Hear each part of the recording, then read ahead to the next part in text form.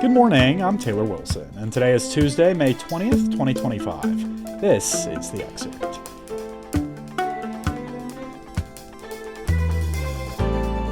Today, President Donald Trump is optimistic about Russia-Ukraine peace talks after a call with Russia's President Vladimir Putin, plus how former President Joe Biden's cancer diagnosis is landing in Washington this week. And the Supreme Court lets Trump strip hundreds of thousands of migrants of protected status for now. President Donald Trump said after a 2-hour call with Russian President Vladimir Putin that peace talks would begin immediately following their discussion. Trump said on social media that he believed the call went very well, and he said that both Russia and Ukraine would start negotiations toward a ceasefire. Trump added that Pope Leo XIV offered to host the talks at the Vatican. Putin said that Trump noted Russia's support for peace, though the key question was how to move toward that. Trump has pressured both sides to accept a ceasefire and peace deal to end a war that began in 2022 when Russia invaded Ukraine. Zelensky backs a 30-day ceasefire, but Putin has said he first wants talks to review details of a possible truce.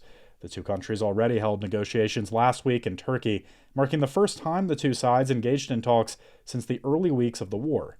They agreed to a prisoner swap and continued discussions, though Putin sent a second-tier team of negotiators to the peace talks, rejecting Zelensky's challenge to meet in person. Despite tensions with Zelensky weeks ago, Trump more recently has shown increasing impatience with Putin and threatened additional sanctions on Russia.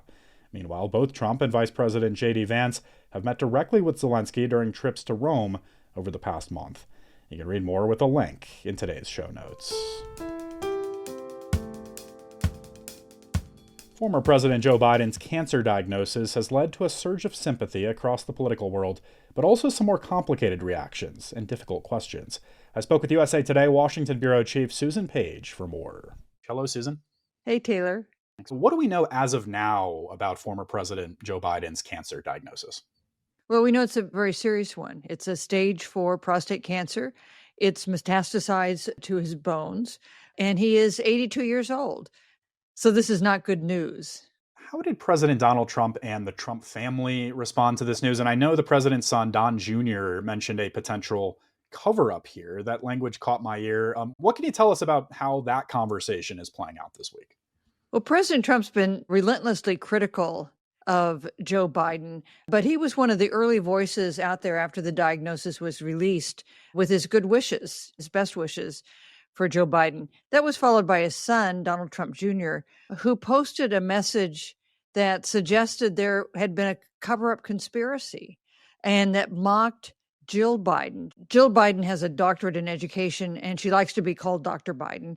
But of course, she's not a medical doctor. And Donald Trump Jr.'s post also made some fun of her for not catching this diagnosis earlier.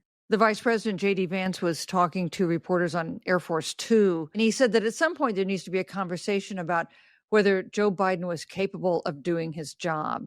Now, that lines up with the allegations that there was some cover-up by the innermost circle at the White House around Joe Biden to keep Americans from really knowing what was happening with his health. And this is something that's dealt with in a new book out Tuesday by two reporters, Alex Thompson and Jake Tapper, called Original Sin, which takes a very tough view of Biden's final years in the White House. In terms of how this news is landing with Democrats and some of Biden's major allies, we know that Democrats were already facing questions recently, right, about Biden's health while he was in office. What's the latest kind of on that side of the coin? So, of course, there's a surge of compassion for Joe Biden and sympathy for the medical situation he finds himself in. There's no question about that. There's a lot of good feeling for him. On the other hand, there's also some anger, especially among Democrats who think he should not have tried to seek a second term. If he hadn't, the outcome of the 2024 election, they think, might have been different after a kind of full-fledged Democratic primary that would end up with another nominee. So feelings about Joe Biden, they're pretty complicated at the moment. Well, I have you, Susan. What do we know about President Trump's health? We do know, of course, that he's turning 79 next month. Are there any indicators, at least over the last few months, of how he's doing? There used to be a tradition where presidential nominees released a lot of medical information about themselves. That last time that happened was in 2008. So that is a practice that has ended. And we have some information about President Trump's health, but not much, and not kind of the full-fledged disclosure that was once considered common and expected among presidents and presidential candidates. All right, Susan Page is USA Today's Washington bureau chief. Thank you, Susan. Thank you. 2 months after First Lady Melania Trump spoke up in support of banning the publication of sexually explicit images and videos without a person's consent, President Donald Trump signed legislation doing just that yesterday. Addressing the audience made up of victims of revenge porn, members of Congress, and cabinet secretaries, the First Lady called the new law a national victory.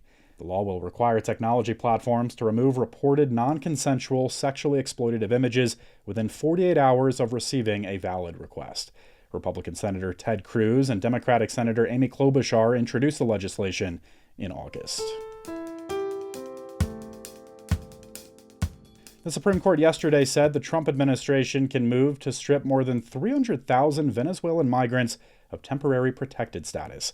I caught up with USA Today Supreme Court correspondent Maureen Grappi to discuss what that means for the migrants and what might happen next. Maureen, always a pleasure. Thanks for joining me. Thanks for having me. So just in terms of the basics, really, what did the court decide here, Maureen? In March, a federal district judge in California put the brakes on the administration's termination of this program while the courts decide if the administration can, in fact, end it the way that they did. And so what the Supreme Court did was they essentially overturned that decision. They took off that pause that the judge had put on the administration. So that means that the administration can move forward for now with ending this program, but the underlying challenge to the termination, that does get to continue.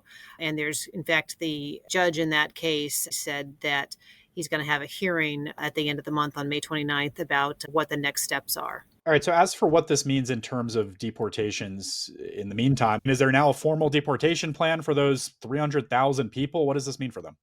Well, attorneys for the migrants said the Supreme Court's order is very unclear. In fact, one of them called it, quote, impossible to understand. Just this 2-paragraph order.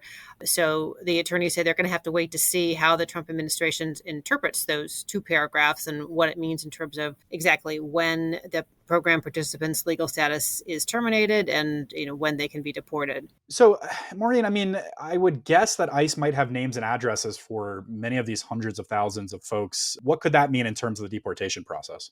Yeah, according to my colleague who covers immigration, the government has the biographical information and addresses of all the participants. So it makes it easier for them to deport them when they're ready to do that. Is there any way, Maureen, for TPS recipient migrants to fight this? Yes, and the lawyers for these participants said that they are continuing to fight this. As I said, the Supreme Court's order didn't stop the underlying litigation.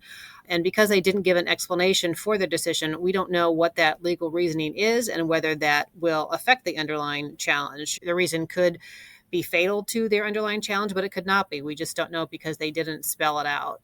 But the lawyers for the Venezuelans were clearly disappointed with the ruling, even if they don't fully know the long-term impacts. Maureen, can we talk through the economics here a bit? What impact do these folks really have economically on the country writ large? Well, the federal judge who initially paused the administration's attempt to end this program said in his ruling that the program participants have a higher education on average than most Americans. They have a high rate of labor participation. He said they're contributing billions to the economy through their jobs and by spending their wages and by paying taxes. And a call that Alliance for these migrants had after the order came out, one of the program participants, her name is Cecilia Gonzalez. She is a student at the University of Central Florida, and she wanted to make the point that she and other Venezuelans who are benefiting from this program are not criminals. She said we're students, teachers, healthcare workers, small business owners. She said we're survivors who are looking for some shelter, for safety and opportunities in this country, and we all deserve the chance to thrive without the fear of being sent back to danger. All right, lots still to come here. Maureen Grappi covers the Supreme Court for USA Today. Thanks, Maureen. Thanks for having me. The Trump administration will pay nearly $5 million to the estate of Ashley Babbitt, a pro-Trump rioter who was killed by law enforcement after invading the U.S. Capitol on January 6, 2021. That's according to reports yesterday from The Washington Post and CNN. U.S. Capitol Police Lieutenant Michael Byrd shot and killed 35-year-old Babbitt as members of Congress were still in the lobby after Trump supporters violently stormed the Capitol to try to stop congressional certification of Joe Biden's 2020 election victory. The settlement comes after Trump granted clemency to some 1,500 defendants who face charges for their alleged and in many instances convicted roles in the attack. Capitol Police Chief Tom Manger told USA Today that he is extremely disappointed and disagrees with the settlement. The Department of Justice did not immediately respond to USA Today's request for comment, nor did a lawyer for the right-leaning group Judicial Watch, who represented the Babbitt estate. As the Cannes Film Festival continues this week in France, one notable musician has been preparing for his film to premiere. Insecurity is your best security if you're a performer. And because, you need the audience.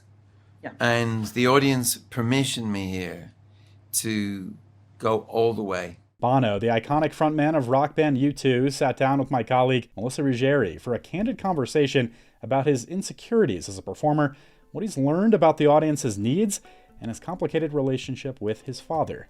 After Cannes, his film Bono, Stories of Surrender, is set to debut on Apple Plus at the end of this month. You can watch part of his conversation with Melissa using a link in today's show notes. And today is National Rescue Dog Day. Be sure to check out our episode about a man's work rescuing street dogs from earlier this month. And thanks for listening to The Excerpt. You can get the podcast wherever you get your audio. And if you're on a smart speaker, just ask for The Excerpt. I'm Taylor Wilson, and I'll be back tomorrow with more of The Excerpt from USA Today.